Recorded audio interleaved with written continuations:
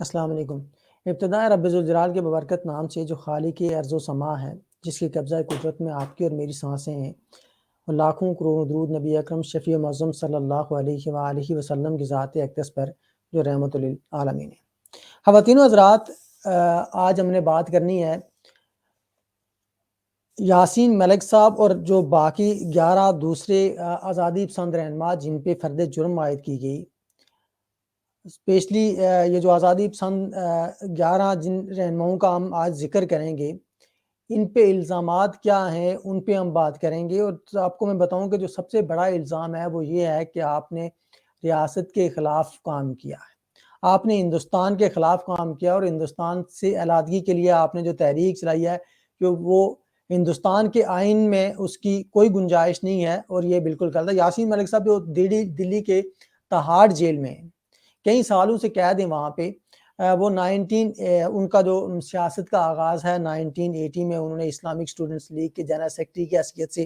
اپنی باقاعدہ جو سیاست تھی اس کا آغاز کیا۔ 1986 میں پھر انہوں نے سری نگر میں جو انڈیا اور ویسٹ انڈیز کے درمیان میں میچ ہوا تھا، جس کی وقفے کے دوران پچ اکاڑی گئی تھی، اور اس پہ سارا الزام یاسین ملک صاحب پہ تھا، اور یاسین ملک صاحب کو اس الزام میں جیل بھی جانا پڑا تھا۔ اس کے بعد 1987 میں جو جماعت اسلامی کے وہاں پہ جو کینڈیڈیٹ تھے الیکشنز میں، یوسف شاہ صاحب، ان کی الیکشن کمپین یاسین ملک صاحب نے چلائی تھی۔ لیکن 1987 کے بعد 1988 میں یاسین ملک صاحب کنٹرول لائن عبور کر کے غیر قانونی طور پہ پاکستان آ گئے تھے۔ پاکستان آنے کے بعد جب وہ پاکستان سے واپس دوبارہ ہندوستان گئے تو اس وقت وہ جموں کشمیر لبریشن فرنٹ کے ساتھ کام کر رہے تھے، اور جموں کشمیر لبریشن فرنٹ کے عسکری شعبہ سے وہ منسلک تھے، اور اس کے ساتھ وہ کام کرتے رہے، اور آج تک وہ جموں کشمیر لبریشن فرنٹ کے اسی پلیٹ فارم پہ جمع ہے۔ یاسین ملک صاحب اور جو دوسرے آزادی پسند رہنما جن پہ فرد جرم عائد کی گئی، اور اس کی جو اگلی سنوائی ہوگی وہ 19 مئی کو ہوگی، جہاں پر جو اسپیشل جج ہیں، اسپیشل کورٹ کے اسپیشل جج پروین سنگھ، جرائم کی ہجوم کی سنوائی پر ان پہ سزا کا تعین ہوگا۔ لیکن جہاں سب سے جو امپورٹنٹ بات ہے وہ یہ ہے کہ ان پہ جو کیسز ہیں وہ کس قسم کے کیسز ہیں۔ ان پہ سب سے جو پہلی بات ہے وہ یہ ہے کہ یاسین ملک صاحب پہ جو الزامات ہیں، ان پہ جو کیس ٹرائل کیا جا رہا ہے، وہ انڈیا میں جو ایک نیا قانون بنا ہے، جو انہوں نے دہشت گردی مخالف ایک قانون بنایا ہے انڈیا میں، اس کو آپ کہتے ہیں کہ جو نیا قانون ہے اس کا نام ان لافل ایکٹیویٹیز ہے، اس کے مطابق ان کو ٹرائل کیا جا رہا ہے، اور دوسرا انڈین پینل کوڈ کے ذریعے اس کو ٹرائل کیا جا رہا ہے۔ دوسری بات یہ کہ یاسین ملک صاحب پہ جو الزامات ہیں، ان پہ جو سب سے بڑا جو ابھی الزامات ان پہ ہیں، ان میں ہے 2017 میں دہشت گرد کاروائیاں ہیں، اس کے بعد دہشت گردی کے لیے سرمایہ اکٹھا کرنا، دہشت گرد حملوں کی سازشیں ہوئی تھی، جو مجرمانہ سازشیں، ملک توڑنے کی جو سازشیں تھی، ان کے الزامات ہیں۔ اس کے علاوہ یاسین ملک صاحب پہ 1989 میں اس وقت کے جو انڈین وزیر داخلہ تھے، اور جو بعد میں کشمیر کے سابق وزیر اعلیٰ بھی رہے ہیں، مفتی محمد سعید کی بیٹی روبیہ سعید کے اغوا کرنے کی بات ہے، وہ الزام ہے۔ اور اس کے بعد 1990 میں بھارتی فضائیہ کے 4 افسران کو جو سبزی خرید رہے تھے، جو سبزی مارکیٹ میں تھے، اور ان پہ فائرنگ کر کے ہلاک کرنے کا الزام بھی ہے۔ یاسین ملک صاحب نے اپنے اوپر جتنے بھی لگائے گئے الزامات ہیں، ان کے بارے میں انہوں نے کہا کہ آپ مجھے یہ کہیں کہ آپ نے دہشت گردوں کی معاونت کی ہے، آپ نے دہشت گرد کاروائیاں کی ہیں، یا آپ نے ان سے مالی معاونت لی ہے۔ انہوں نے کہا کہ یہ جو کچھ بھی میں نے کیا ہے، یہ آزادی کا ایک سفر تھا، جدوجہد آزادی کے لیے میں نے اپنے وطن کی آزادی کے لیے کیا ہے۔ اور جو انہوں نے کہا اس کورٹ میں جج کے سامنے، انہوں نے یہ بھی کہا کہ جو بھگت سنگھ نے کیا، جو مہاتما گاندھی نے کیا، میں نے بھی وہی کیا ہے، اس میں مجھ پہ کوئی الزام نہیں ہونا چاہیے۔ لیکن بدھ کی جو سماعت تھی، اس سماعت کے دوران میں جو باقی آزادی پسند رہنما تھے جن پہ فرد جرم عائد ہوئی، ان میں شبیر احمد شاہ صاحب ہیں، نعیم احمد خان ہیں، الطاف شاہ ہیں، آفتاب شاہ ہیں، نول کشور کپور ہیں، فاروق احمد ڈار ہیں۔ یہ سارے لوگ ایسے ہیں جن پہ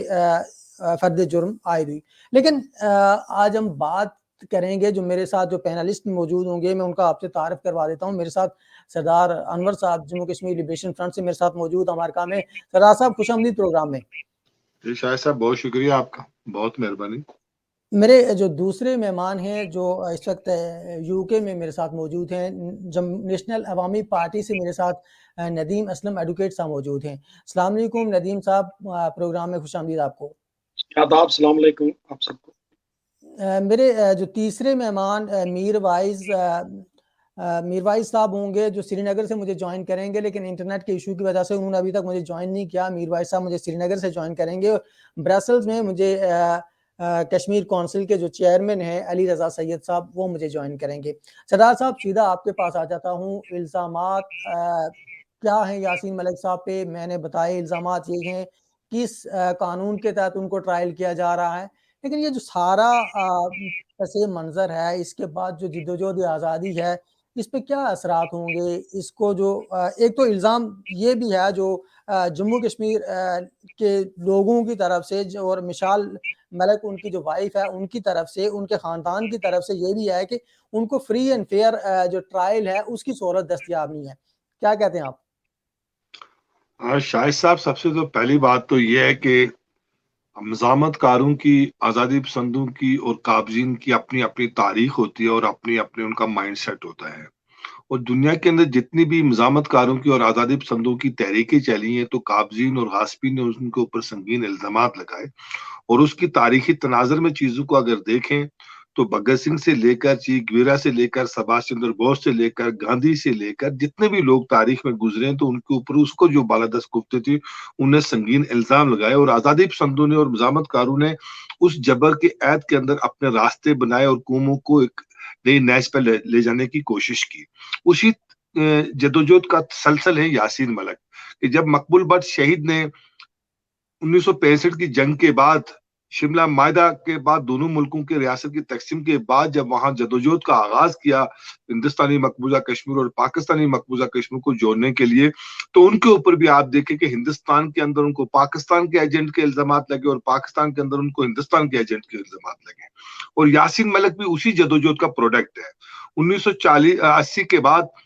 اور پھر بالخصوص 1984 میں مقبول بٹ شہید کی پھانسی کے بعد وہاں نوجوانوں کے اندر ایک نئی تحریک کا جنم ہوا جس کی قیادت اشفاق مجید وانی اور یاسین ملک نے کی. اب یاسین ملک کے جدوجہد کے دو فیزز ہیں.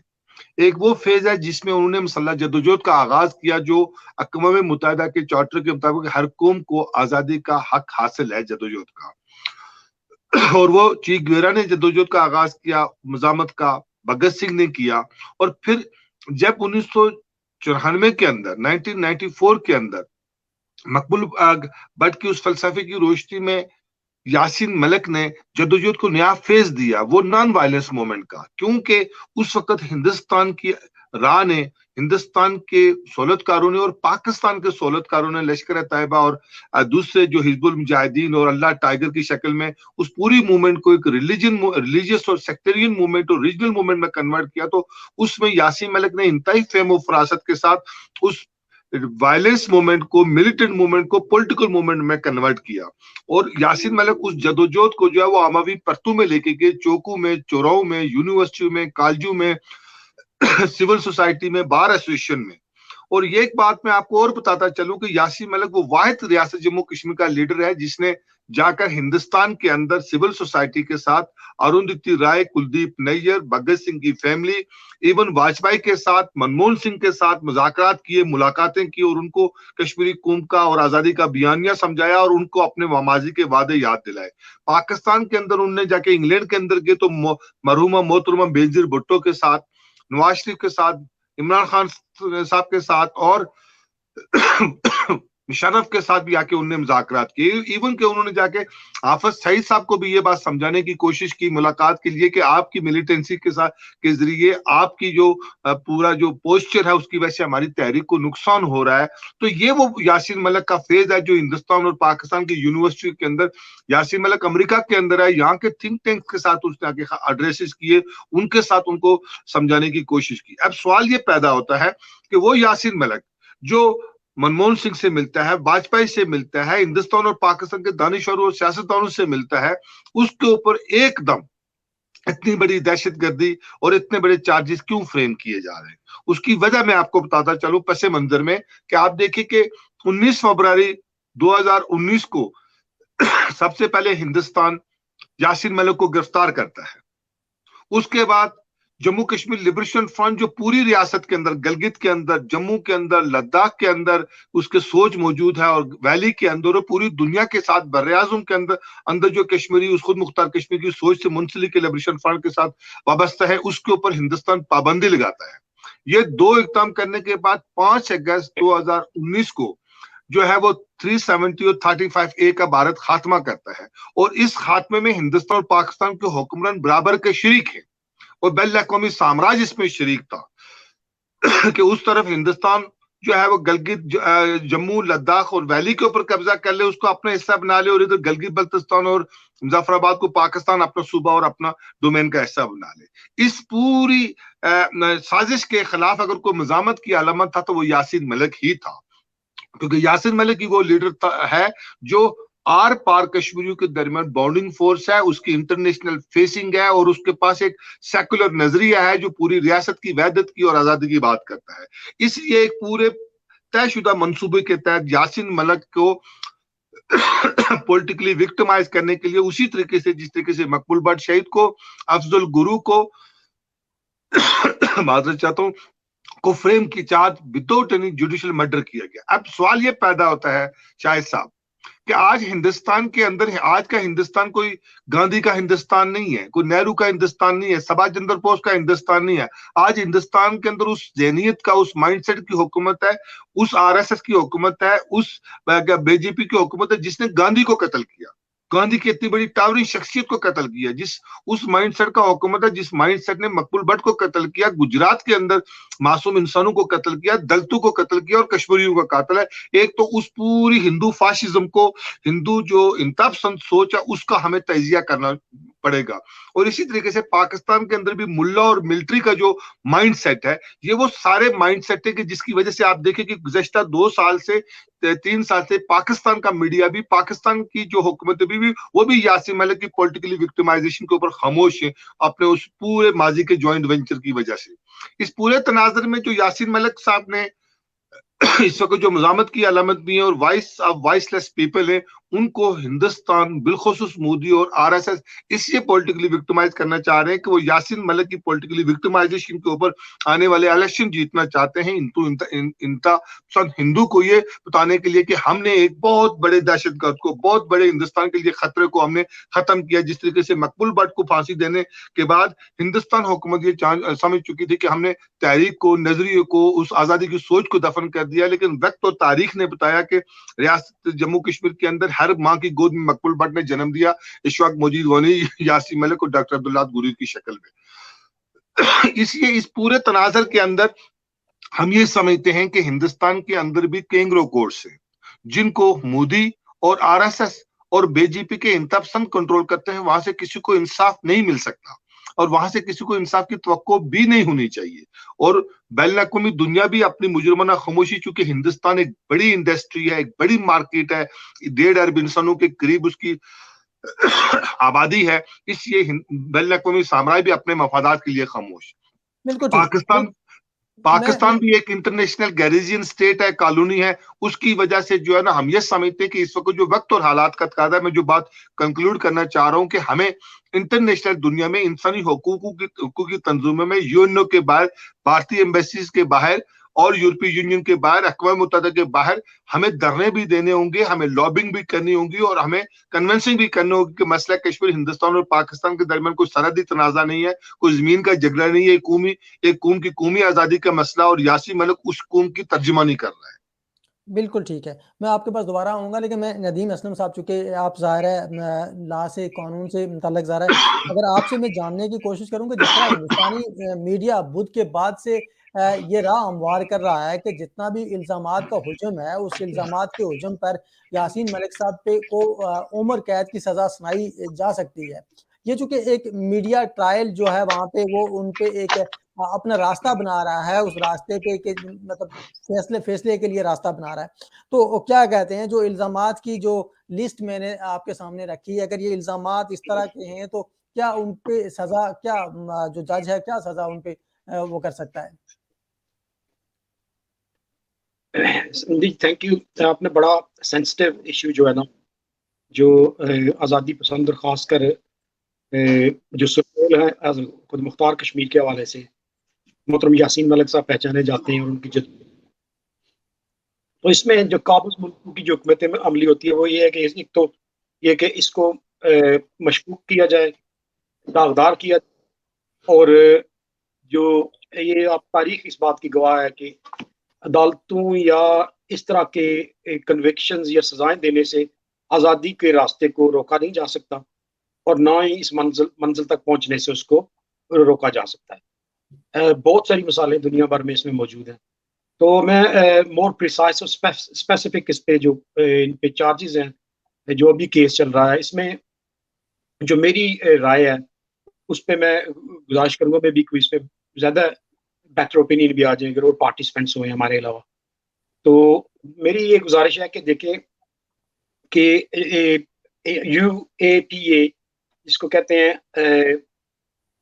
ان لافل ایکٹیویٹیز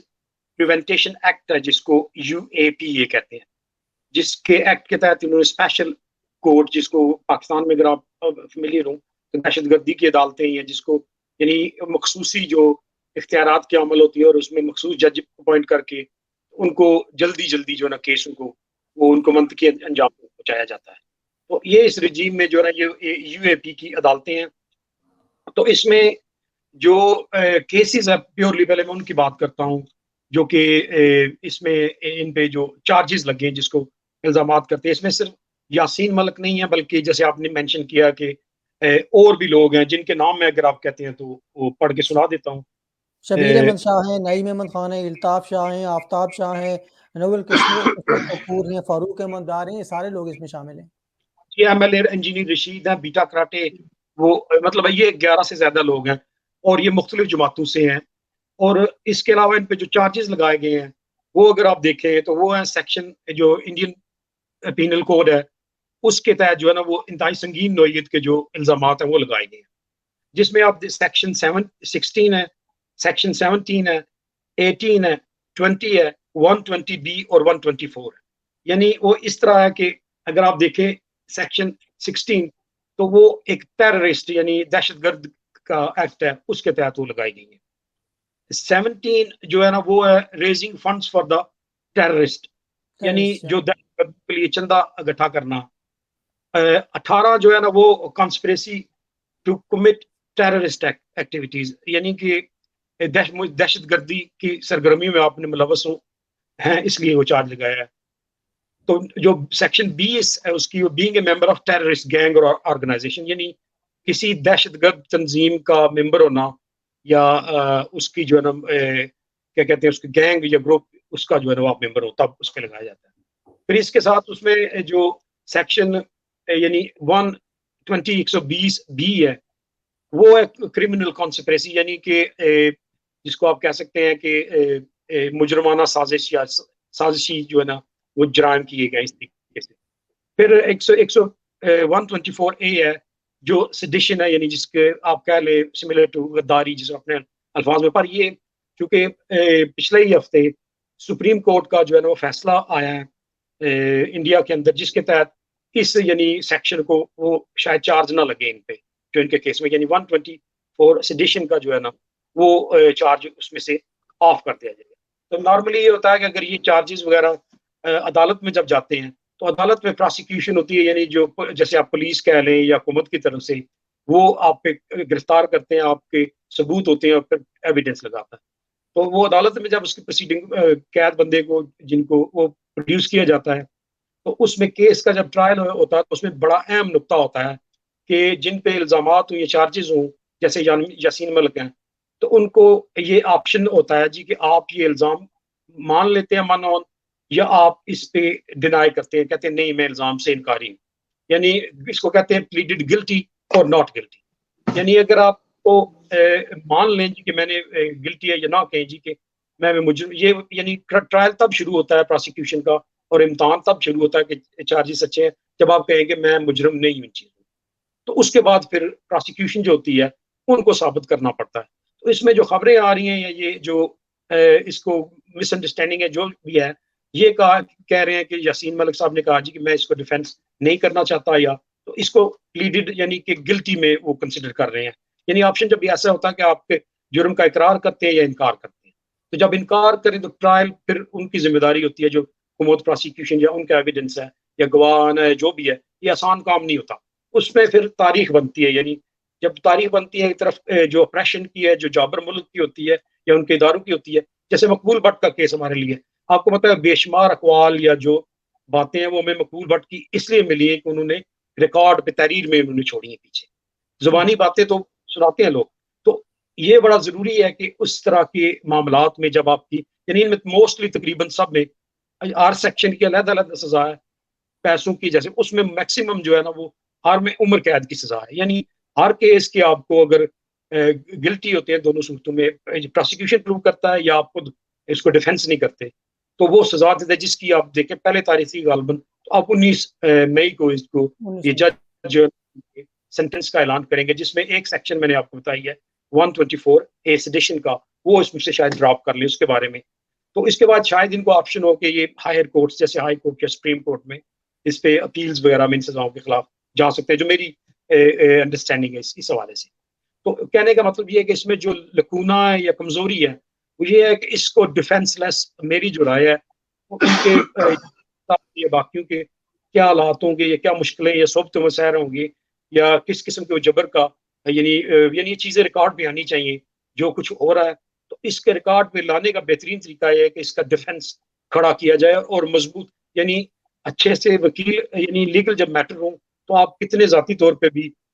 خود کتنے کیپیبل نہ ہوں کیوں نہ ہوں, لیکن اس کے لیے آپ کو پیورلی لیگل ڈیفینس یا لیگل یعنی اچھے قسم کے قانون دان آپ کی ضرورت ہوتی ہے جو آپ کے کیس کو کنٹیسٹ کریں اور اس میں سے وہ نقطے نکالیں جس میں سے یہ ثابت ہو کہ یہ آپ کے چارجز جو ہے نا وہ زبردستی ڈالے گئے یا آپ کے قصور یہ ہے کہ آپ آزادی کی بات کرتے ہیں, تو اس وجہ سے آپ کو راستہ روکا جاتا ہے. آپ کی زندگی میں جو مشکلیں یا اذیتیں ہیں وہ صرف اس وجہ سے ہے کہ آپ آزادی پسند کرتے ہیں, آزادی کے لیے جدوجہد کرتے ہیں اور لوگوں کی ویلفیئر کے لیے جس کو کہتے ہیں کہ ان کے حقوق کا مطالبہ قابض ملک سے کرتے ہیں. اس کے لیے جواب میں پنش کرتے ہیں جیسے انڈیا یا پاکستان کے. تو میرے کہنے کا مطلب ہے کہ اس جو بڑا میرے خیال میں یہ بڑا لکونہ ہے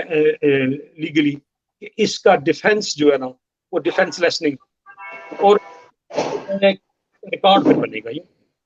جو موقف ہے پروسیکیوشن کا یعنی انڈین گورنمنٹ کا یا ان کے اداروں کا, وہ تو صفحہ بہ صفحہ لائن بہ لائن وہ پھر اس کو پوری دنیا میں پھیلائیں گے. کے جواب میں ہم صرف اگر کچھ ریکارڈ پرووائڈ نہیں کرتے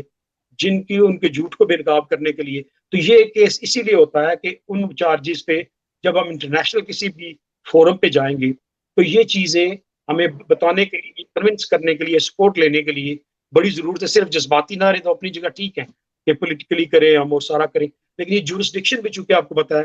کہ یہ جو ہے نا یہ انڈین یعنی کہ جورسڈکشن یعنی انڈین جموں کشمیر اور دلی یعنی انڈیا کا علاقہ, تو اس کے اندر ہی ہمیں ایک تو یہ کرنا چاہیے کہ اس کو ڈیفینس جتنا میکسیمم ہو یعنی اس کے لیے اچھے سے اچھے قانون دان ہائر کر کے تو ان کو کرنا چاہیے جتنی بھی مدد کر سکتے ہیں. دوسرا یہ ہے کہ اس کو پولیٹیکلی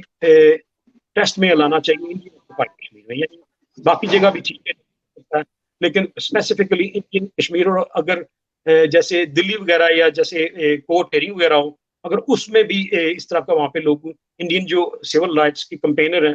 جیسے ارونا دتی رائے کا انہوں نے ذکر کیا ہے انور صاحب نے, اس طرح کے بے شمار لوگ ہیں جو کہ سول لبرٹیز کی بات کرتے ہیں, جو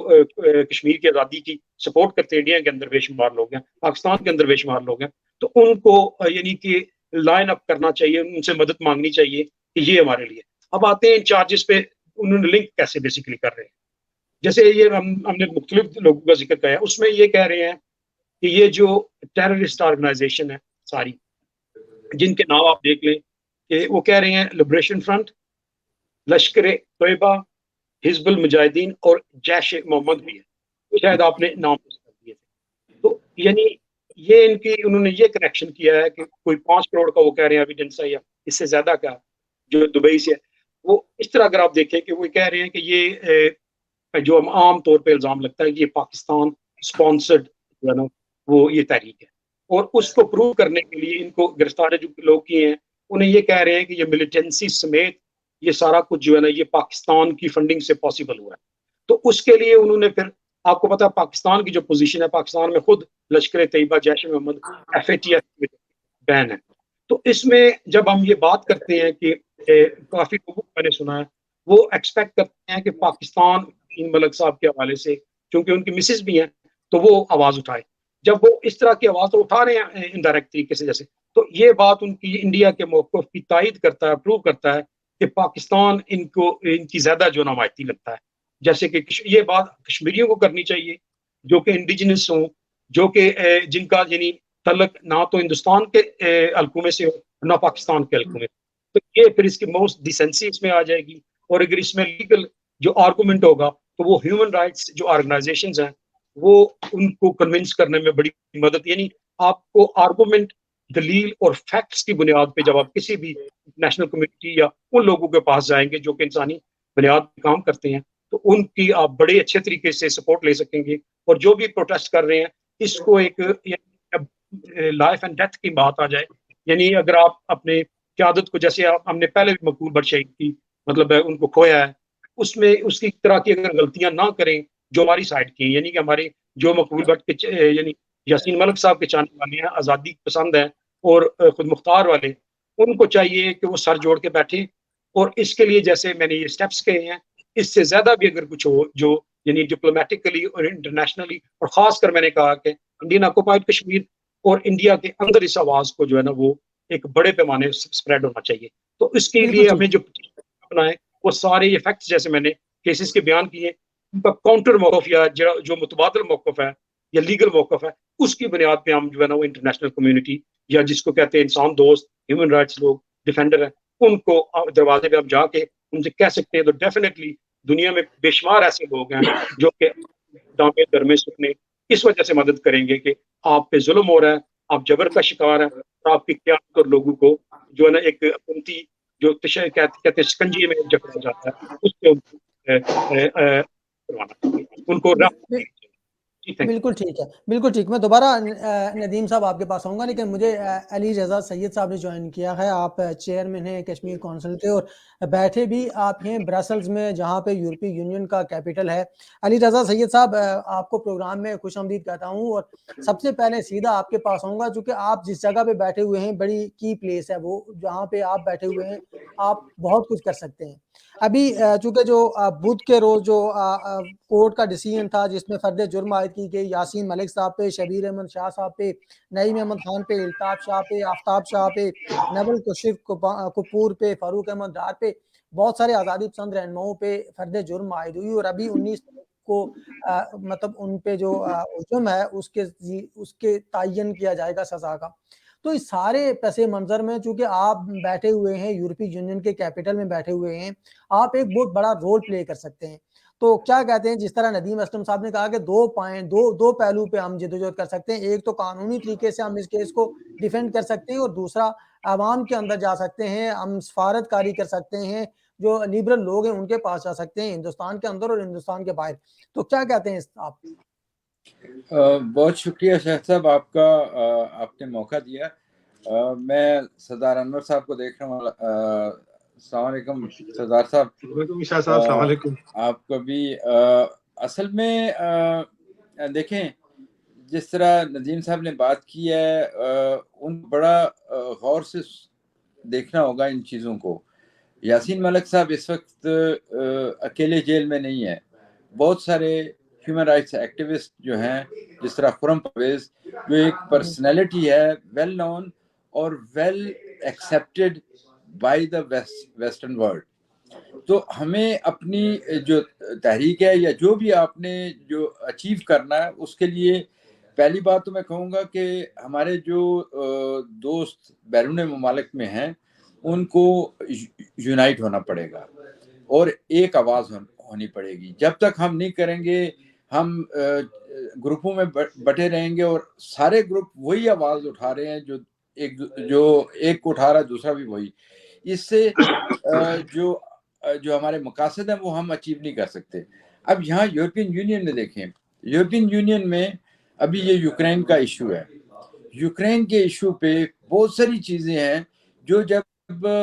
یہ عراق وار ہو رہی تھی یا دوسری سیریا وار ہو رہی تھی تو اس میں وہ چیزیں اتنی اہمیت کی حامل نہیں تھی جو یوکرین وار میں ہمیں یہاں نظر آ رہی ہیں. تو اس سے آپ کو ایک اندازہ ہوتا ہے کہ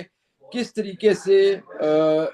جو مڈل ایسٹ کے ممالک تھے، عراقی تھے یا سیرین تھے یا جو آن بیہاف آف دیم جو کر رہے تھے، تو انہوں نے اس کو اس طریقے سے یہاں کی پبلک میں گورنمنٹوں کی بات نہیں کروں گا، پبلک کی بات کروں گا، کیونکہ پبلک جو ہے نا وہ آپ بہتر جانتے ہیں، آپ بھی یہاں یورپ میں ہیں، کہ جب پبلک میں ایک انگزائٹی پیدا ہوتی ہے، جب پبلک اس چیز کو غلط سمجھتی ہے تو وہ پریشر بلڈ کرتی ہے اپنی گورنمنٹوں پہ، اور گورنمنٹیں جو ہیں وہ ان کو اگنور نہیں کر سکتی. ہمارے یہاں بدقسمتی یہ ہے کہ ہم ہر چیز میں آن دا ہول مسلم سوسائٹی جو ہے وہ اپنے آپ کو وکٹر اور اپنے آپ کو طاقتور اور پتہ نہیں کیا کچھ کہتے ہیں کہ ہم جھنڈے وہاں گاڑ دیں گے اور وہاں گاڑ دیں گے. دیکھیں، ہمیں سبق سیکھنا چاہیے ورلڈ وار سیکنڈ کے بعد جیوش کمیونٹی کے ساتھ جو کچھ ہوا، اور آج جیوش کمیونٹی کہاں ہے. وہ آج بھی فلسطینیوں کے ساتھ ظلم کر رہے ہیں، لیکن وہ اپنے آپ کو مظلوم کے طور پر ہمیشہ پیش کرتے ہیں. تو کیا ہمیں ان چیزوں سے سبق نہیں سیکھنا چاہیے؟ ان ممالک کے بھی انڈیا کے ساتھ بہت سارے مفادات ہیں جو اس وقت، خاص کر جو دنیا چینج ہونے جا رہی ہے، جس طریقے سے الائنسز بدل رہے ہیں. آپ دیکھیں کہ چائنا کے خلاف ویسٹ کو ضرورت ہے، رشیا کے خلاف ویسٹ کو ضرورت ہے، اسی طرح چائنا اور رشیا کو ان کے خلاف. تو ان حالات میں ہمیں دیکھنا یہ ہے کہ کشمیریوں کو کیا کرنا چاہیے، کشمیریوں کو کہاں کھڑا ہونا چاہیے. لیکن اس کے لیے پہلے جو ہے نا وہ یونٹی ہونی چاہیے، اور اس کے بعد ہمیں ہمارے جو قائدین ہیں یا ہمارے جو برینز ہیں ان کو بیٹھ کے یہ دیکھنا چاہیے کہ ان حالات میں جب اس قسم کے دنیا میں چل رہی ہیں، الائنسز بدل رہے ہیں، انٹرسٹ بدل رہے ہیں، تو اس میں ہمیں اپنے آپ کو کہاں ایڈجسٹ کرنا ہے، کس طریقے سے اپنے کاز کو آگے بڑھانا ہے. اور آپ صرف اور صرف اگر ہیومن رائٹس کی بات کر لیں، اس کو بھی ہم اس طریقے سے پیش نہیں کر پائے جس طریقے سے ہمیں دوسری قومیں. آج یوکرین صحیح طریقے سے اپنے جو وہ ہیومن رائٹس کے ایشوز ہیں اس کو اتنے بہترین طریقے سے، ٹھیک ہے کہ ویسٹرن سپورٹ ہے، ویسٹرن میڈیا کی فل سپورٹ ہے ان کو، لیکن اس کے باوجود آپ دیکھیں کہ ہر بندہ، چاہے وہ یورپ میں ہے یا ایشیا میں بھی ہے، زیادہ تر وہ ویسٹرن ورلڈ کی یا جو انٹرنیشنل میڈیا ہے اس کی بات پہ یقین کرتے جو ہے نا وہ زیادتی ظلم کر رہا ہے. اسی طریقے سے ہمیں دیکھنا ہے کہ مقبوضہ کشمیر کے اندر یہ ندیم صاحب نے جو بات کی تھی کہ انڈیا کے اندر، دیکھیں ہمیں انڈین عوام کی سپورٹ بھی چاہیے. انڈیا کے اندر جو ہے وہاں ہمیں اویئرنیس کریٹ کرنے کی ضرورت ہے کہ ان کو بھی صحیح جو خبر ہے، صحیح جو صورتحال ہے مقبوضہ کشمیر کی وہ پتہ ہو. بیشتر جو ہندوستان کے اندر شہری ہیں ان کو پتہ نہیں ہے کہ مقبوضہ کشمیر میں ان کی جو افواج ہے وہ کیا کر رہی ہیں، یا ان کی اتھارٹیز وہاں کشمیریوں کے ساتھ کیا کیا ظلم کر رہی ہیں. اگر ہم اس میں کامیاب ہو جائیں، اور یہاں بیرونی دنیا میں اگر ہم یہ اپنے آپ کو مظلوم کرنے میں ثابت ہو جائے جو ہیں، اور اس میں ہمیں ہو نہیں سکتا ہے کہ دنیا کی سپورٹ جو ہے نا ہمیں نہ ملے، اور بھارت مجبور ہو جائے گا کہ وہ کشمیریوں کے ساتھ جو جس طرح مظالم کر رہا ہے وہ بند بھی کرے گا اور کشمیریوں کی بات بھی سنے گا. لیکن اس کے لیے دو کنڈیشنز ہیں. پہلی جو ہے وہ یونٹی ہونی چاہیے، اور دوسرے ہمیں اپنے طریقہ کار کو دیکھنا ہوگا. اور میرے خیال میں کشمیری بہت سارے ہیں جن کے پاس ماشاءاللہ بہت بڑا دماغ ہے، سب کچھ وہ عبور رکھتے ہیں ہسٹری پہ بھی اور کرنٹ سچویشن پہ. تو سارے بیٹھ کے ایک دوسرے کے ساتھ اس کا ایک اسٹریٹجی بنانی چاہیے. ہم پھر بلیم کرتے ہیں دوسروں کو. دیکھیں دوسروں کے جو اپنے انٹرسٹ ہیں انہوں نے تو اپنے انٹرسٹ کے مطابق کرنا ہے. یہ سارا فرض بنتا ہے کشمیریوں کا کہ کشمیریوں نے اپنے کشمیریوں کی بقا کے لیے، اپنے حق کے خود ارادیت کے لیے، اپنے حق کے آزادی کے لیے کس طریقے سے ہم نے اپنی اسٹریٹجی بنانی ہے، اور ایک دوسرے کو برداشت کرنا ہے. ہمیں برداشت کا مادہ پیدا کرنا پڑے گا اور ایک دوسرے کے ساتھ مل کے. اور بدقسمتی آپ دیکھ لیں کہ اس وقت وہ لوگ جو ایک ہی نظریے پہ قائم ہیں وہ بھی آپس میں گروپوں میں بٹے ہوئے ہیں، اور یہ بدقسمتی ہے کشمیریوں کی. اسی وجہ سے ہماری آواز نہیں سنی جا رہی. بالکल अली रज़ा सैयद साहब, आपने चूंकि दो बातें की कि सबसे पहली बात तो ये यूनिटी होनी चाहिए, तो यूनिटी ज़ाहिर है कैसे होगी, मुमकिन मेरा तो नहीं ख्याल, नज़र तो नहीं आ रहा कि यूनिट हो सके, जम्मू कश्मीर के लोग किसी एक प्लेटफॉर्म पे जमा हो सकें। नहीं, एक प्लेटफॉर्म पे जमा ना हो, मैं कहता हूँ कि इवन अपने अपने प्लेटफॉर्म भी रखें, लेकिन कम से कम एक दूसरे की सपोर्ट तो कर सकते हैं ना। अगर वो मसला वही है, फर्ज करें यासीन मलिक साहब की रिहाई का मसला है, तो यासीन मलिक साहब की रिहाई का जो भी चाहता है कि उनको रिहा होना चाहिए, उनके साथ जुल्म हो रहा है, तो वो तो कम से कम इकट्ठे हो सकते हैं ना। बेशक अपने ग्रुप रखें, बेशक वो अपने जो उनके एजेंडे हैं उस पर करते रहें, लेकिन वन पॉइंट एजेंडा तो होना चाहिए ना,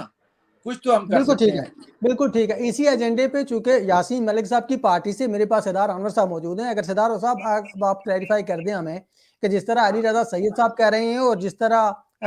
नदीम असलम साहब ने बात की कि ज़ाहिर है हमें किसी एक प्लेटफॉर्म पे किसी एक समत में डायरेक्शन में मुतहिद होके जाना पड़ेगा, तो जब हम मुतहिद नहीं होंगे तो कैसे हम आगे बढ़ेंगे। यासीन मलिक साहब का जो दूसरे आज़ादी पसंद 11, 12, 13 रहनुमा हैं जिन पे फर्द जुर्म आयद हुई, तो इन सब के लिए हमने चूंकि जब तक मुतहिद नहीं होंगे आगे नहीं बढ़ पाएंगे, तो क्या आपकी पार्टी के पास क्या प्लानिंग है? देखें,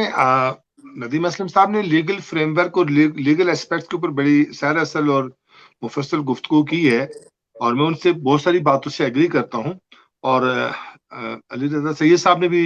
यूनिटी और इत्तेहाद की बात की है, और जो यकीनन बात है कि इससे भी इनकार नहीं किया जा सकता, और अपनी इन कमजोरियों का हल भी जो है वो हमारे पास ही है। सवाल ये पैदा होता है कि एक तो यहाँ तक ताल्लुक है कि हमें मारूज को, इलाकाई तनाजुर को और बैनुल अक़वामी तनाजुर को समझने की भी जरूरत है कि रियासत जम्मू कश्मीर जो है वो 3 न्यूक्लियर पावर के दरमियान तकसीम है, इंडिया, पाकिस्तान और चाइना, और तीनों के अपने अपने डिजाइन और अपने अपने अज़ाइम है, और उसकी बुनियाद के ऊपर वहां लोगों को तकसीम भी किया हुआ है। और फिर जो है वो इंडिया और पाकिस्तान, बिलखुसूस उनकी जो इंटरनेशनल एम्बेसीज हैं, वो उन्होंने अपने सहूलतकार और आलाकारों के जरिए चीजों को मिस मैनेजमेंट और कंफ्यूज भी किया हुआ है। मैं अली रज़ा साहब से इस बात से एग्री करता हूं कि हमें जो है वो हिंदुस्तानी बीएनयू को दुनिया के अंदर मार्केटिंग नहीं करना पड़ चाहिए, और ना ही पाकिस्तानी बीएनयू को, बल्कि हमें रियासत के बीएनयू को जो है वो दुनिया के अंदर हम प्रेजेंट करने में नाकाम रहे हम सब लोग। क्यों कि हम दुनिया को ये बात पावर ही नहीं करा सके कि ये रियासत जम्मू कश्मीर का मसला है, कौमी आजादी का मसला है, ये हिंदुस्तान और पाकिस्तान के दरमियान कोई जमीन का या कोई इलाके का या कोई मजहब का झगड़ा नहीं है, बल्कि ये कौमी आजादी का मसला है। अब सवाल ये पैदा होता है कि जो भी हमारे हिंदुस्तानी जेलों के अंदर कैद सियासी कैदी हैं, यासीन मलिक साहब समेत, खुर्रम परवेज साहब समेत, शबीर शाह साहब समेत जितने भी लोग हैं, एक तो यह है कि वो हिंदुस्तान की एक ऐसी माइंडसेट हुकूमत के साथ है कि जहां उनको इंसाफ की वकील होने के बावजूद भी तवक्को नहीं की जा सकती है। हमें बहरहाल इंटरनेशनल लॉबिंग्स करनी पड़ेगी, हमें ह्यूमन राइट्स ऑर्गेनाइजेशन के साथ, और मैं इस बात से शुरू दिन से एग्री हूं कि हमें हिंदुस्तान और पाकिस्तान की सिविल सोसाइटी को भी इंगेज करने की जरूरत है। हिंदुस्तान और पाकिस्तान की सोसाइटी के अंदर भी अच्छे ज़हन मौजूद हैं, वहां अरुंधति राय, कुलदीप नैयर समेत बहुत सारे ऐसे लोग हैं जो कश्मीर की कौमी आजादी की सपोर्ट करते हैं, और पाकिस्तान के अंदर भी मरहूमा आसमा जंगीर साहिबा और इवन जो शहीद उस्मान काकड़ साहब और क्या महमूद खान एचकजी जैसे लोग हैं जो कश्मीर की कौमी आजादी की सपोर्ट करते हैं, जो पाकिस्तान के फौज या हिंदुस्तान के मोदी के बयानिए के खिलाफ एक अवामी बयानिए की बात करते हैं, कौमी बयानिया, हमें उनके साथ भी कंसेंसस डेवलप करना चाहिए। जहां तक ताल्लुक है बैनुल अक़वामी तनाज़ुर में, देखें एक बात तो तय है, जैसे मैंने आपको पहली डिस्कशन में कहा कि हिंदुस्तान जो है वो अमेरिका की एक स्ट्रेटेजिक पार्टनर के तौर पे इस खित्ते के अंदर अब नया डेवलप हुआ, क्योंकि जब बाइपोलर वर्ल्ड से दुनिया यूनिपोलर में कन्वर्ट हुई तो वहां पार्टनर्स भी चेंज हुए, और पाकिस्तान जो है वो बैनुल अक़वामी साम्राज्य की एक ऐसी कॉलोनी है कि जिसे कभी अफगानिस्तान के खिलाफ या कभी किसी और के खिलाफ वहां की फौज को और वहां के मुल्ला को इस्तेमाल किया जाता रहा और इस्तेमाल किया जा रहा है। अब इस पूरे तनाज़ुर के अंदर हिंदुस्तान और पाकिस्तान जिस तरीके से बैनुल अक़वामी साम्राज्य के जो है वो स्ट्रेटेजिक पार्टनर और कॉलोनी है, इसी तरह रियासत जम्मू कश्मीर जो है वो मुनकसम जो है वो हिंदुस्तान और पाकिस्तान की कॉलोनियां है। हमें इंटरनल फैक्टर्स को और एक्सटर्नल फैक्टर्स को समझने की भी जरूरत है, और हमें उसमें इंतहाई तदब्बर के साथ, फहम फरासत के साथ, डिप्लोमेटिक मूव के साथ हमें इंटरनेशनल लॉबिंग भी करनी पड़ेगी, रीजनल लॉबिंग भी करनी पड़ेगी, बैनुल अक़वामी साम्राज्यत को भी समझना पड़ेगा, कॉलोनियलिज्म को भी समझना पड़ेगा, और एजेंटोक्रेसी को भी समझना पड़ेगा कि किस तरीके से एजेंटोक्रेसी के जरिए चीजों को कंफ्यूज और डिवाइड और रूल की तरफ लेके जाया जाता है। तो जहां तक ताल्लुक है मौजूदा सिनेरियो के अंदर खाली एक यासीन मलिक साहब का मसला नहीं है,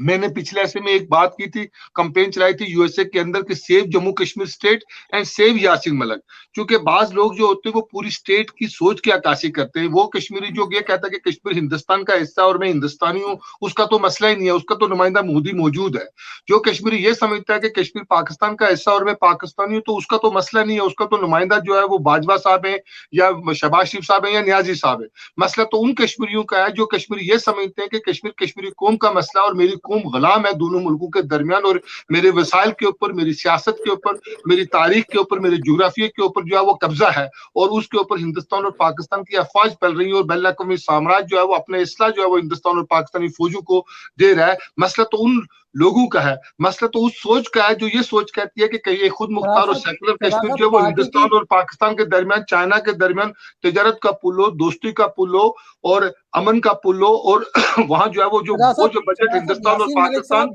اپنی فوجوں کے اوپر خرچ کریں وہ پالیسی کیا ہے؟ سر, جموں کشمیر لبریشن فرنٹ نے 18 نومبر کو پوری دنیا کے اندر بھارتی سفارتخانے کے باہر ڈیمونسٹریشن رکھا ہوئے ہیں, اسلام آباد کے اندر رکھا ہوا ہے. ڈپلومیٹک سیکٹر کے اوپر جو ہے وہ ڈپلومیٹک بیورو جو ہے وہ دنیا کے تمام ڈپلومیٹس کو, یونو کو جو ہے وہ کیس فارورڈ کر رہا ہے, ان کو لیٹرز لکھ رہا ہے. اور اس میں یہی نہیں بلکہ ہم تمام لوگوں کو کل اسلام آباد کے اندر ہماری قیادت نے یا ہمارے دوستوں نے آزاد کشمیر کی ساری جماعتوں کے ساتھ رابطہ کاری شروع کی ہوئی ہے. اس یو کے اندر بھی ہمارے دوست جو ہے وہ باقی تمام دوستوں کے ساتھ جو ہے وہ رابطے کرنے کی کوشش کریں تاکہ لوگوں کو یونائٹ کیا جائے. برسلز کے اندر جہاں بیٹھے ہوئے ہیں علی سید صاحب, تو وہاں بھی جو ہے وہ 18 نومبر کو جو ہے وہ تمام لوگوں کو دعوت دے کے تو ہندوستانی سفارتخانے کے باہر ڈیمونسٹریشن کا چارٹر فریم کیا جا رہا ہے. لیکن اگر میں آپ سے جان سکوں کہ علی رضا سید صاحب سے آپ کی پارٹی کا یا آپ کا رابطہ ہے, یا یہ بیلجیم کے اندر ہمارے دوست جو ہیں وہ ان کے ساتھ 18 تاریخ کو ہے رابطہ کریں گے اور رابطے میں بھی ہوں گے. یہ تو چونکہ وہاں بہتر سمجھتے ہیں 18 تاریخ سے پہلے چونکہ یہ سارا کام آنن فانن ہوا ہے, تو 18 تاریخ کو برسلز کے اندر ڈیمونسٹریشن ہے, تو اس پہ یقیناً سب لوگوں کو دعوت دی جائے گی. کون سی پارٹیاں ہیں آپ کے ساتھ, کن سے آپ رابطے میں, کون سی پارٹیاں آپ کے ساتھ ہیں؟ اس وقت تو مسئلہ پارٹیوں کا ہے نہیں, عام تو سب لوگوں کو, پوری قوم کو اوپن دعوت دے رہے ہیں اور سب پارٹیوں کو دعوت دے رہے ہیں کہ اس وقت تمام پارٹیوں سے, تمام گروہ سے, تمام سوچوں سے باہر نکل کے تو ہمیں پوری ریاست کو بھی اور ریاست کی جو قیادت کو بھی بچانا ہے, کیونکہ قیادت اور ریاست اس وقت لازم اور ملزوم ہے. ایک مقبول بٹی شاہ راجہ فاروق قادری صاحب نے ولنٹیئر آ کے آپ کو کہا کہ میں آپ کے ساتھ ہوں, اس طرح کوئی اور پارٹی آپ کے ساتھ ہے؟ باقی سب لوگوں کے ساتھ رابطے میں ہیں, باقی سب لوگوں کے ساتھ رابطے میں, اور سب لوگوں نے جو ہے نا اس پورے, ایک تو خوبصورتی یہ ہے کہ علی رضا سید صاحب سمیت, ندیم صاحب سمیت باقی جتنی بھی پارٹیاں انہوں نے اس پورے عمل کے اندر جو ہے وہ ہندوستان کی پولیٹیکلی وکٹمائزیشن اور یاسین, بالخصوص یاسین ملک کے حوالے سے اپنے کنسرنز شو کیے ہیں. تو ہم جو ہے نا وہ بینگ اے پارٹی جو ہے وہ یاسین ملک صاحب کے جو ہے وہ فالوور کی ایسی سے تمام لوگوں کے شکر گزار بھی ہیں جنہوں نے یاسین ملک کے حوالے سے جو ہے نا پولیٹیکلی اور ڈپلومیٹکلی سپورٹ کا اعلان کیا ہے. ندیم صاحب, جس طرح سردار صاحب کہہ رہے ہیں, جس طرح راجہ فاروق قادری صاحب کے لبریشن فرنٹ کے پاس کہ میں آپ کے ساتھ ہوں, ولنٹیئر ہوں, آپ کے ساتھ کام کروں گا, آپ کی استعدادی تحریک کے ساتھ آپ کے ساتھ جڑا رہوں گا, اس طرح نیب کے ساتھ رابطہ ہے جے کے ایل ایف کا, یا باقی مطلب آپ کیا سمجھتے ہیں کس طرح ہونا چاہیے, اس کو آگے کیسے بڑھنا چاہیے؟ انور صاحب کا مائک جو پرسوں ایک سپیس میں باسط صاحب تھے جو سابق ایمبیسڈر ہے, اور راجہ فاروق قادری صاحب تھے کی نوٹ اسپیکر, اس میں نے بھی بات کی ہے. تو اس سے پہلے بھی یہاں پہ جو برطانیہ میں یہ 18 کو سارے دوست بشمول ہماری پارٹی اور ہمارے جو گروپس ہیں لائک مائنڈڈ, وہ انڈین لندن میں جو پروٹیسٹ کر رہے ہیں, اس میں سارے یعنی بنیادی طور پہ کر رہے ہیں, سپورٹ بھی کر رہے ہیں, اور جو بھی معاملات میں وہ حصہ ڈال سکتے ہیں اس میں ڈالیں گے. تو اصل مسئلہ یہ ہے کہ میں نے کہا تھا کہ جو انڈین آکوپائڈ کشمیر ہے وہاں پہ ڈیمونسٹریشنز ہونے چاہیے, نمبر ایک. دوسرا, لیگل جو معاملات ہیں اس کے لیے یعنی اس کو مطلب ہے کہ تاریخی میرے خیال میں یہ غلطی ہوگی اگر ہم لیگل پروسیڈنگز میں اس میں ہم جو ہے کاؤنٹر آرگومنٹ چیلنج نہیں کرتے, ڈیفینس ہم نہ کریں. اس پہ مجھے کوئی تسلی بخش نہیں ہے, آپ شاید انور صاحب سے پوچھیں, انہیں زیادہ بہتر پتا ہو. دوسرا یہ ہے کہ ہمیں جو ہے نا بیسیکلی اگر ان کی جان چاہنی ہے, یا 19 اتنا دور نہیں ہے, آپ دیکھ لیں کہ 4-5 دن ہی ہے, تو اس میں اگر وہ سینٹینسز وغیرہ دے دی تو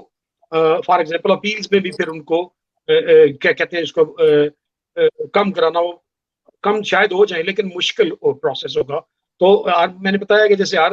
دفعہ کی تقریباً جو عمر قید سزا کم از کم. تو یعنی کہ بیانات سے ہٹ کر معاملات سے جیسے شاہ صاحب نے کہا ہے کہ اس میں 100 سے زائد مختلف الخیال اور مختلف الفاظ ہوتے ہیں، یعنی جیوش بھی، لیکن وہ اپنے ملکی کاز کے لیے تھے، یعنی رائٹ ریلیجنس. تو اس کے بعد اپنی جدید تو مسئلہ گروپس کا ہوتا، اصل مسئلہ عمل کا ہوتا ہے. جیسے یہ انڈین آکوپائیڈ میں اپریشن، اس کے حوالے سے ایک سنگل پوائنٹ ایجنڈا. اس پہ میرا نہیں خیال کہ کسی کو اعتراض ہو کہ اس پہ متفقہ طور پہ مل جل کے وہ اس پہ جتنی بھی ہو سکے اس لیول پہ. تو یہ ایک پازیٹیو بات، یعنی جو جموں کے لوگ ہیں یا ہمارے جو حمایت یافتہ یعنی سیکشن پاکستان یا ہندوستان کے اندر مدد کرنا مطلب ہے کوئی نہیں ہے، اپنے بنیادی انسانی حقوق کے حوالے سے ہم ان سے مدد دی گئی. تو میں پھر یہ اس پہ انسسٹ کروں گا کہ ہمیں جو پولیٹیکل جو وہ بیسیکلی اس لیگل بنیاد کیمپین بناتے ہیں، اس پولیٹیکل کیمپین ڈپلومیٹیکل اور انٹرنیشنلی ہیومن رائٹس کی وہ بنتی ہے ایک جس کو کہتے ہیں امبریلا کی سپورٹ پھر میسج ہوتی ہے. ہمیں یہ چیزیں یعنی ایک تو یعنی جو یاسین ملک انڈین آکوپائیڈ اس کی قیادت کم از کم جو ٹیم ہو وہاں پہ کرنی چاہیے. یعنی جب بھی ٹیم کی طرح سے وہ اس کو آگاہ کرے جس میں قانونی پہلو بڑا کہ کیس کی نوعیت پیج پہ ہے. تو اس ساری صورتحال میں یہ چیز انداز کریں گے. ہمارا کیا ہوتا ہے اپنے جیسے اردو چینل ہیں یا دے دینا، پٹیشن ایک بنا کے پٹیشن ہوتی ہے وہ دے دیں گے ایم پی، یعنی اگر جیسے ہے اگر آپ کام کریں تو اس کے لیے صرف جو ادارہ وہ فورن آفس ہے.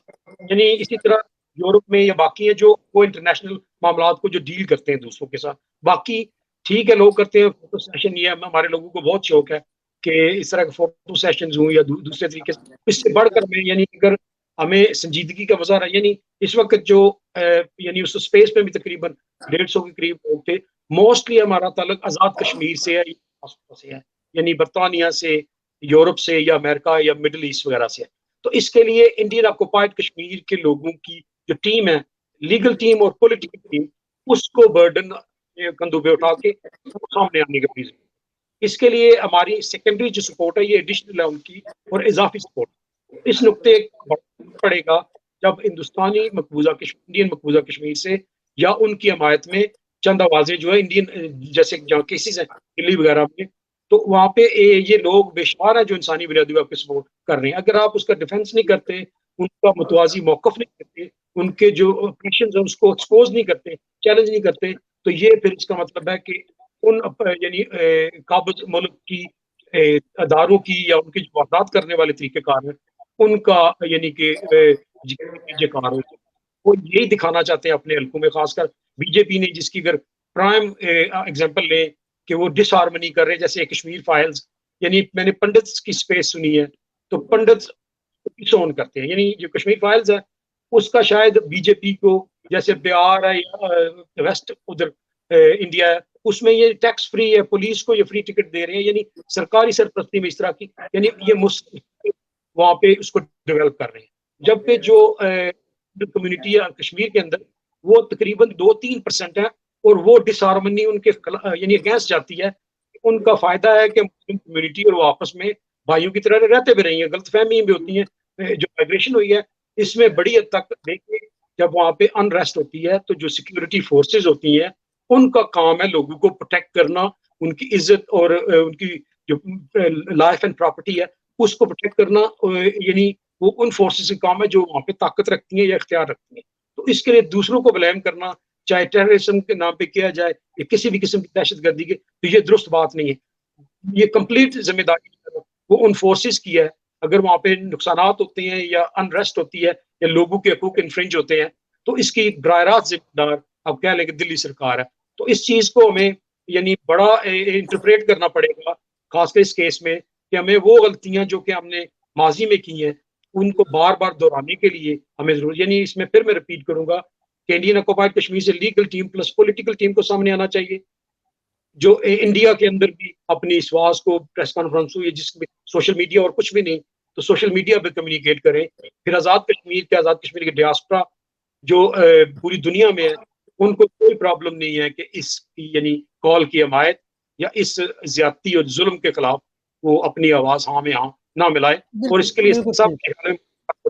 مل کے کام کرنے کے لیے بھی تیار ہے, کوئی ایسا مسئلہ نہیں, کرتے بھی رہتے ہیں. بالکل ٹھیک. علی رضا سید صاحب, آپ کے پاس 18 مئی کو جو برسلز میں پروٹیسٹ ہو رہا ہے اس کی کوئی انفارمیشنز ہوں, آپ کے ساتھ رابطہ ہو, یا کوئی آپ نے اس پر کوئی اگر اس طرح کا کوئی ارینج کیا ہو پروگرام برسلز میں؟ دیکھیں, میں ہمیشہ کوشش کرتا ہوں کہ اگر کوئی ہمارا بھائی کوئی پروگرام آرگنائز کرتا ہے تو میں ہمیشہ اپنے آپ کو وتھڈرا کر لیتا ہوں کہ اس میں, کیونکہ اگر آپ میں بھی اپنی طرف سے کروں گا دوسرے بھی کریں گے تو اس کا رزلٹ جو ہے نا وہ ہمارے لیے اچھا نہیں ہے. اور اگر کبھی 2 یا 3 دن مظاہرے ہوتے ہیں تو میں سب کے پاس جاتا ہوں, ان بھائیوں کے پاس, کہ بھائی اگر کرنا ہے تو ایک دن کریں, اکٹھے کریں, کوئی بات نہیں, آدھے گھنٹے کے لیے ایک دوسرے کو برداشت کر لیں. تو ابھی ہمارے یہاں خالد حمید فاروقی صاحب تھے, آپ سب لوگ جانتے ہیں, ہمارا ایک بہت ہی پیارا دوست اور کشمیریوں کا صحیح ہمدرد جو تھا, اور جس نے کشمیر کاز کے لیے جہاں بھی کچھ ہوتا تھا اس کو وہ ہائی لائٹ اپنی طرف سے کرتے تھے, اور ہمیشہ انہوں نے ڈیفینڈ کیا کشمیریوں کو. اب بدقسمتی ہے ہماری کہ آج وہ ہم میں نہیں ہے, تو میں نے ان کے لیے کوئی دعا رکھی تھی یہاں پہ, تو اس لیے میں لیٹ شامل ہوا ہوں کہ دوست آئے ہوئے تھے. تو یہاں بات ہوئی تھی 18 کی, ہم تو ضرور کریں گے کیونکہ یہ تمام کشمیریوں کا فرض ہے. یاسین ملک صاحب جو ہیں وہ کشمیریوں کے لیڈر ہیں, وہ پوری تحریک آزادی کے اس وقت جو ہے وہ ایک وہ ہیں,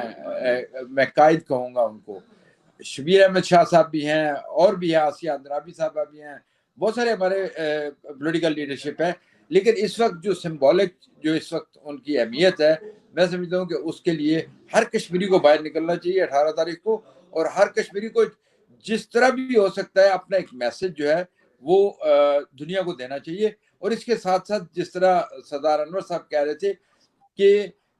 جے کے ایل ایف کو تو کرنا ہی چاہیے, باقی بھی جو کشمیری ہیں ان کو بھی چاہیے کہ وہ اپنے اپنے کانسٹیٹوئنسی میں اپنے جو ریپرزینٹیٹیو ہیں ان کو ای میلز کریں, ان کو فون کریں. اور میکسیمم جو ہے, دیکھیں ایک دفعہ ایک واقعہ ہوا تھا کہ غزہ ایک ایشو تھا جس میں بی بی سی نے ایک رپورٹ کی تھی, اس رپورٹ کے خلاف 10,000 ای میل ان کو گیا تھا ایک 24 آورز کے اندر, تو انہوں نے وہ ڈاکومنٹری نہیں چلائی تھی. تو اس کا مطلب ہے کہ ایک پریشر بلڈ ہوا تھا ان پہ. تو ابھی اگر ہم لوگ یہ کریں کہ جہاں جہاں بھی کوئی کشمیری ہے وہ 5 منٹ اپنا دے, ایک ای میل جو ہے اپنی کانسٹیٹوئنسی کے جو ان کے ہیں ریپرزینٹیٹیو ان کو, اور جو سینٹرل گورنمنٹ جو بھی گورنمنٹ ہے جس ملک میں بھی وہاں ہیں ان کو بھی بھیجیں. بلکہ میں تو کہوں گا کہ یونائٹڈ نیشن کو بھی اور ای یو کو بھی اسی وقت وہی ای میل, وہی جو کنسرن اپنا ہے وہ آپ بھیجیں. اس کا ایک امپیکٹ ہوگا, یہ کبھی نہیں ہو سکتا کہ آپ کا وہ ای میل ضائع ہو. تو اس لیے ہمیں اس پہ بھی توجہ دینی چاہیے. اور جس طرح لیگل پوائنٹ کی ندیم صاحب نے بات کی ہے, وہ لیگل سطح پہ جو ہم نے کرنا ہے وہ ہمیں بڑے تحمل سے اور غور سے اس کے اوپر ایک اسٹریٹجی بنانی ہوگی, اس کو کرنا ہوگا, کیونکہ ماضی کی غلطیاں نہیں دہرانی ہیں.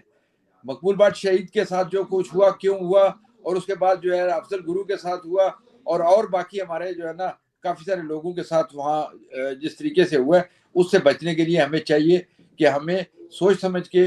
جو لیگل وینیو ہے اس کو بھی استعمال کرے, اور ڈپلومیٹک وینیو جو ہے اس پہ جو خاص کر ڈائسپورا ہے وہ بہت اہم رول ادا کر سکتا ہے. اور پھر دوسرا میں کہوں گا کہ جو مقبوضہ کشمیر کے اندر لوگ ہیں ان کو بھی 18 تاریخ کو باہر نکلنا چاہیے, اور اپنے اس جو اظہار ہے یکجہتی کا, اس جو ظلم اس وقت ہمارے قائدین کے ساتھ تہاڑ جیل میں ہو رہا ہے, اس کے خلاف کم از کم اگر وہاں سے بھی نکلیں گے اور ڈائسپورا بھی کرے گا. اور میں نہیں سمجھتا کہ اس کو مودی سرکار جو ہے بے شک وہ طاقت کے نشے میں وہ سمجھتے ہیں کہ وہ جو کچھ کر رہے ہیں طاقت کے ذریعے کر سکتے ہیں, لیکن ان کو سوچنا پڑے گا. بالکل ٹھیک ہے علی رضا سعید، آپ سے میں اتفاق کرتا ہوں. سردار صاحب آپ سے چونکہ ایک کویسچن میں آخری لوں گا آپ سے.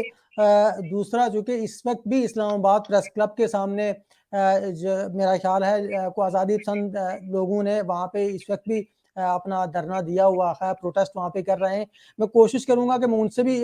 بات کر پاؤں. لیکن سردار صاحب آپ کے پاس چونکہ آخری ایک کویسچن جو ندیم اسلم صاحب کا بھی تھا، وہی کویسچن کہ چونکہ یاسین ملک صاحب ڈینائی کر گئے تھے کہ میں اپنے کسی بھی لیگل ایڈوائزر کو یا کسی بھی اپنے قانون دان کو اپنے کیس میں انوالو نہیں کروں گا، اور انہوں نے انوالو کیا بھی نہیں، اور وہ خود ہی ویڈیو لنک پہ پیش ہوتے رہے کورٹ میں جج کے سامنے. لیکن ویڈیو لنک پہ بھی کبھی ان کا مائک آف کر دیا جاتا تھا اور وہ پوری طرح سے اپنی بات نہیں کر پا رہے تھے. کیا اب بھی یہی سلسلہ آگے چلے گا یا اس سلسلے میں کوئی لیگل ٹیم ان کے لیے کام کرے گی؟ شاہد صاحب ان کے ساتھ ہمارے وہاں مقبوضہ کشمیر میں کوئی دوست ڈائریکٹلی انڈائریکٹلی رابطے میں تھے اور رابطے میں بھی ہیں کچھ حد تک انڈائریکٹلی سے ہی. مسئلہ یہ ہے کہ یاسین ملک صاحب کی اپنی ایک پولیٹیکلی پوزیشنز ہیں. انہوں نے میموز کے اندر گیٹ میں بھی اسلام آباد کے اندر آ کے خود ہی اپنے آپ کو ریپرزینٹ کیا تھا. اور پھر احمد مختار نے جب اٹلی کے خلاف جو ہے نا وہ مزاحمت کر رہے تھے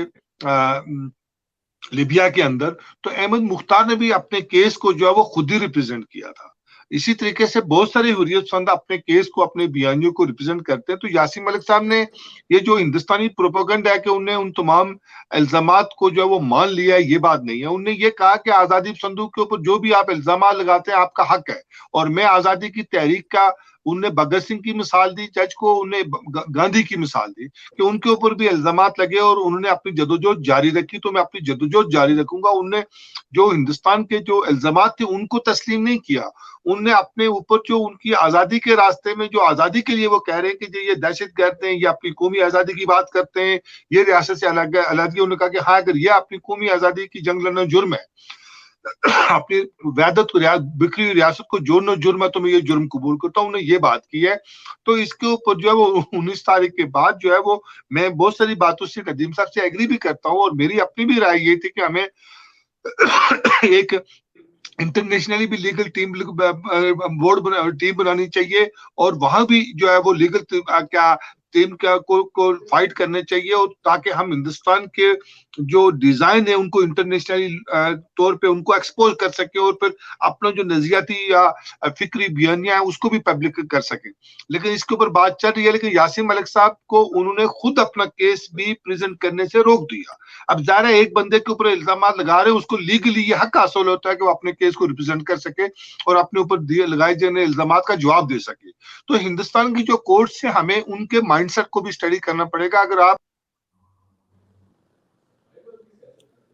سرار صاحب آپ سے میرا رابطہ شاید منقطع ہو گیا ہے. میں کوشش کروں گا آپ دوبارہ مجھے جوائن کریں، لیکن میں اس وقت اگر اسلام آباد میں بات کر پاؤں، میرے ساتھ اگر صداقت مغل کشمیری صاحب اگر میرے ساتھ موجود ہیں اسلام آباد میں، چونکہ ان کا اس وقت دھرنا وہاں پہ جاری ہے اسلام آباد پریس کلب کے سامنے، اگر ان سے ہم بات کر پائیں. لیکن میرا خیال ہے شاید ان کے پاس بھی انٹرنیٹ کا ایشو موجود ہے. صداقت صاحب آپ کو آواز آ رہی ہے میری؟ جی السلام علیکم، مجھے آپ کی آواز آ رہی ہے بالکل.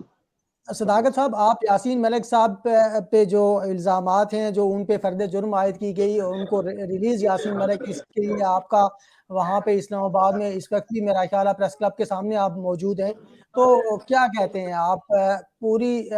جو ریاست جموں کشمیر کے لوگ ہیں سب کو متحد ہو کر ایک پلیٹ فارم سے جدوجہد کو آگے نہیں بڑھانا چاہیے، یا پھر اپنا کس طرح مطلب آپ کے کیا پلاننگ ہے آپ کے پاس؟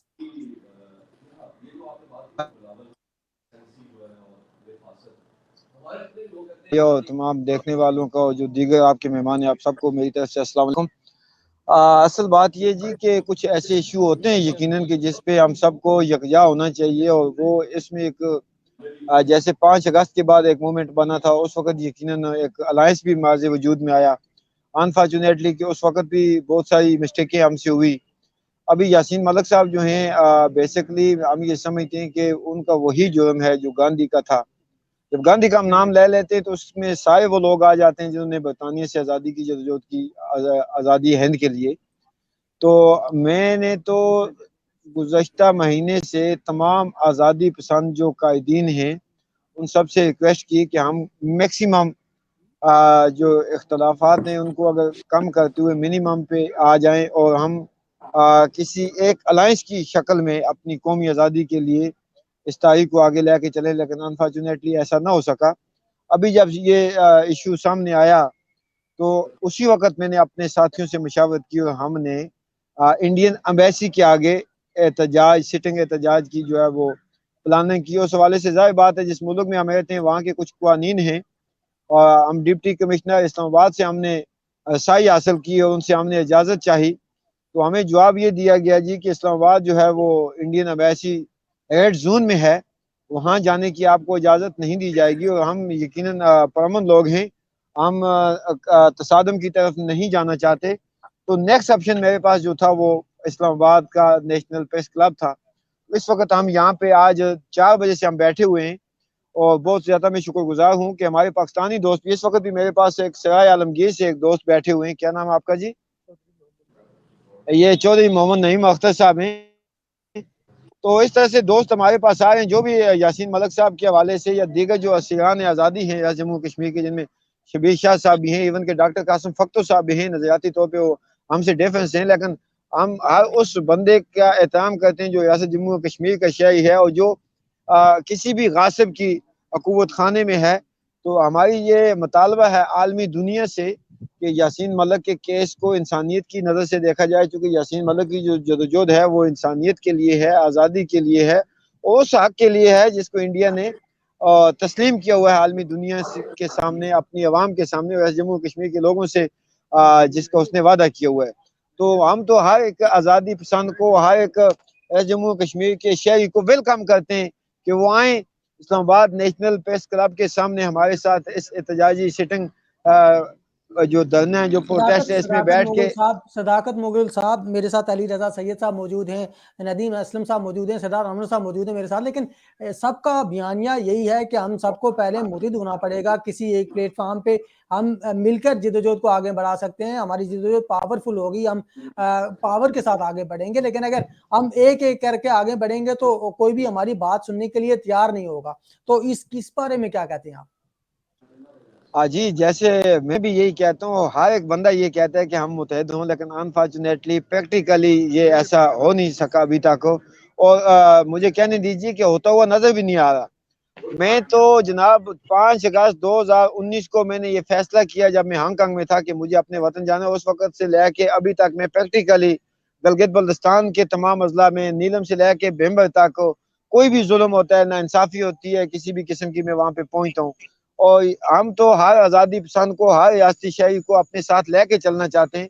لیکن اس کے لیے میں یہ سمجھتا ہوں کہ سب سے پہلے ہم جس کاز سے وابستہ ہیں، جس نظریے سے وابستہ ہیں، ہمیں اس کے ساتھ لوئل ہونا پڑے گا۔ صداقت مغل صاحب، سابق وزیر اعظم راجہ فاروق حیدر صاحب خود JKLF کے دفتر میں گئے اور انہوں نے کہا کہ میں آپ کے ساتھ ہوں، یاسین ملک کمپین میں آپ کے ساتھ ہوں، آپ کے پروٹیسٹ میں شریک ہوں گا، جو آپ کہیں گے آپ کے ساتھ کام کروں گا۔ تو کیا آپ نے JKLF سے رابطہ کیا؟ دیکھیں جی، میں تو ریاست جموں کشمیر کے ہر بندے کو میری دعوت ہے۔ فاروق حیدر صاحب اگر JKLF کے دفتر میں گئے تو یہ اچھا عمل ہے، ہم اس کو اپریشیٹ کرتے ہیں، تو آئیں نا، یہاں پہ بیٹھے ہیں، اس وقت اسلام آباد میں بیٹھا ہوا ہوں، تو یہاں پہ کسی کی ذات کے لیے تو نہیں ہم کہہ رہے، ہم صرف اس شخصیت کے لیے، اس کے اس سٹرگل کے لیے کہہ رہے کہ جس نے اس قوم کی آزادی کے لیے آواز اٹھائی، اور وہ ایک ایسے کیا کہتے ہیں، اس وقت جموں کشمیر کے اندر ایک ایسی معراج پہ ہے یاسین ملک، میں سمجھتا ہوں کہ وہ ریاست جموں کشمیر کے پورے 1.25 کروڑ لوگوں کی متفقہ آواز ہے۔ تو میں نے تو کسی تنظیم سے، کسی پارٹی سے، کسی تنظیم پارٹی کے لیڈر سے انفرادی طور پہ کوئی رابطہ نہیں کیا، کیونکہ یہ کوئی، میں نہ تو الیکشن کنٹیسٹ کرنے جا رہا ہوں، نہ میں نے کوئی اور اپنی پبلسٹی کرنی ہے۔ یاسین ملک صاحب کی پارٹی سے بیسکلی، یاسین ملک صاحب کی شخصیت سے، ان کی سٹرگل کے طریقہ کار سے مجھے اختلاف ہو سکتے ہیں، لیکن اس وقت وہ ہمارے دشمن کی قید میں ہیں، اور ہم یہ سمجھتے ہیں کہ جو ان پہ الیگیشن لگائی گئی ہے اس میں وہ انوسینٹ ہیں، اور ان کو اگر خدا نخواستہ سزا دی جاتی ہے تو یہ انسانیت کی تذلیل ہوگی۔ اس پہ ریاست جموں کشمیر کے تمام لوگوں کو باہر آنا ہوگا۔ بلکہ میں نے کل یہاں اسلام آباد نیشنل پریس کلب میں پریس کانفرنس کرتے ہوئے یہ ریکویسٹ کی ہے پاکستانی عوام سے کہ آپ بھی 18 تاریخ کو یاسین ملک کے لیے نکلیں۔ ویسے تو 5 فروری کو آپ نکلتے ہیں، اور میں نے रियासत से बाहर यूरोप, अमेरिका, कनाडा में, यहाँ पे चूंकि अमेरिका में से अनवर साहब हैं, नदीम असलम साहब हैं यूके से, और बुखारी साहब मेरे ख्याल मैंने फॉरनर कश्मीर कम्युनिटी से भी दरख्वास्त की हुई है कि आप लोग बाहर निकलें, भारतीय एम्बेसी के आगे अपनी ख्वातीन और बच्चों के साथ जो है सिटिंग धरना दे के बैठे। हम हर एक को वेलकम कहते हैं जो भी इसमें हमारी आवाज़ बनना चाहता है। यासीन मलिक साहब से जो है क्या कहते हैं अपने इस वक्त अगर उनको खुदा न खास्ता सज़ा दी जाती है तो हम दुनिया के सामने एक ऐसी शख्सियत को लूज कर जाएंगे जो इस वक्त तारीख की आज़ादी के हवाले से एक रियासत जम्मू कश्मीर की आज़ादी पसंदों की गालिब अक्सरियत की आवाज़ है। बिल्कुल ठीक है, बिल्कुल ठीक है। मैं अगर प्रोग्राम हम कंक्लूड कर रहे हैं तो अगर 30-30 सेकंड में आप सबको दूं, नदीम साहब आपसे शुरू करूंगा कि 30 सेकंड के लिए क्या अच्छा, पैगाम मेरी देंगे? आखिरी आपसे मैं ये रिक्वेस्ट कर दूं, मेरी इस वक्त फारूक हैदर साहब से या रफीक डार साहब से या दीगर जितने भी लोग हैं उन तमाम से ये रिक्वेस्ट, अगर वाकईतन आप सिंसियर हैं तो इस वक्त इस्लामाबाद प्रेस क्लब के आगे आए, यहाँ पे हम बैठे हुए हैं। हम किसी पे एहसान नहीं खाए और हम ये चाहते हैं जो लोग वाकईतन यासीन मलिक साहब को रिलीज कराना चाहते हैं, उन पे जो एलिगेशन है उनको कंडेम करना चाहते हैं, तो आप सब लोग काइंडली यहाँ पे आएँ और हम एक मुत्तहद होकर आलमी दुनिया की तवासत से भारत पे एक दबाव डाल सकें। जी नदीम साहब 30 सेकंड्स आपके पास और उसके बाद आपके पास आऊंगा अली रजा साहब। कहूँगा इस पे कहूँगा चूंकि यासीन मलिक साहब के हवाले से जो सफारती सतह की कैंपेन्स इंसानी हकूक की हैं वो काफ़ी अरसे से चल रही हैं। ये केस 2017 से है, तो जो वीडियो कॉल्स पे देखे, मैंने कहा था कि केस की जो प्रोसीडिंग यानी उसका आगाज तब होता है जब प्लीडेड गिल्टी और ना हो, यानी इल्जाम आप माने इनकार करें तो उसके बाद तो वो फिर प्रोसिक्यूशन होती है या जो एजेंसियां उनकी होती है जो काबिज मुल्क होते हैं उनका काम है कि ये प्रूव करें। फिर हमें उसमें रुकावट डालनी चाहिए कि वो ये चीजें आसानी से प्रूव ना कर सकें या उनको गलत साबित कर सकें, तो इससे भी ज्यादा अच्छी बात है। उसकी हमें ठीक है, एक जिसको कहते हैं एंजॉयबल जो सपोर्ट है वो हम किसी भी पढ़े लिखे फोरम पे इंक्लूडिंग ह्यूमन राइट्स की बेसिस पे हम वो ले सकते हैं। और इसकी जो स्पेस हो सकती है जगह, वो इंडिया के अंदर भी लोग हैं, प्रो पीपल लोग पाकिस्तान के अंदर भी हैं और पूरी दुनिया में भी इस तरह के बेशुमार लोग मौजूद हैं। और मैंने कहा था कि जैसे 18 का हमारे दोस्तों के डिस्कशन में हमने पहले स्टार्ट किया था, तो ये बरतानिया में होपफुली कल इनका तमाम जो लोग आसानी से दस्तयाब हो सकते हैं, लंदन में रखा हुआ है और उसके जितने भी हम ख्याल लोग हैं वो उसमें शामिल हो रहे हैं, बाकी जगहों पे भी साझा हो सकता है। तो वन पॉइंट एजेंडे पे कोई नहीं होता कि बहुत सारे तो वहाँ इस तरह के वन पॉइंट एजेंडा जो है ना, जो आइटम्स होती हैं उन पे आप कंसेंसस बना के आप एक दूसरे को यानी फील करें कि आप एक अकेले नहीं हैं, जो दोस्त हैं चाहे किसी मुख्तलिफ होने के बावजूद भी, इख्तिलाफ राय होने के बावजूद भी, इस तरह के मामलात में हमें एक दूसरे का दोस्त बनने चाहिए और हमें दामे दर में जैसा भी हो सके इस तरह के जो कॉजेज हैं, बड़े के ऑपरेशन है उनके खिलाफ हमें आवाज जितनी हो सके बुलंद। ठीक है। अली रजा सैयद साहब, आखिरी अगर 30 सेकंड में आपको कहूँ कि आपने क्या मैसेज करना है तो प्लीज। देखिए, मेरा मैसेज फिर वही होगा, एक तो है कि हमें हर हालत में यूनिटी की तरफ बढ़ना होगा और हमारा इस वक्त जो मेन इशू है जो इस वक्त है वो है यासीन मलिक साहब की रिहाई का। उनका जो केस है उसके लिए अगर आज हम वन पॉइंट एजेंडे पे इकट्ठे न हुए तो हमारे लिए बहुत बड़ी बदकिस्मती होगी। और ये वक्त है कि हमें अपने जो भी नजरियात हैं, जिसके जो भी नजरियात हैं, देखिए इस वक्त हमें चाहिए कि यासीन मलिक साहब की और जो दूसरे कायदीन हैं जो इस वक्त जेल में हैं उनकी भरपूर दुनिया के सामने और अपने अपने जो कॉन्स्टिट्यूएंसी है उसमें, जिस तरह मैंने पहले कहा था, अगर तमाम लोग एक एक ईमेल जो है वो अपने अपने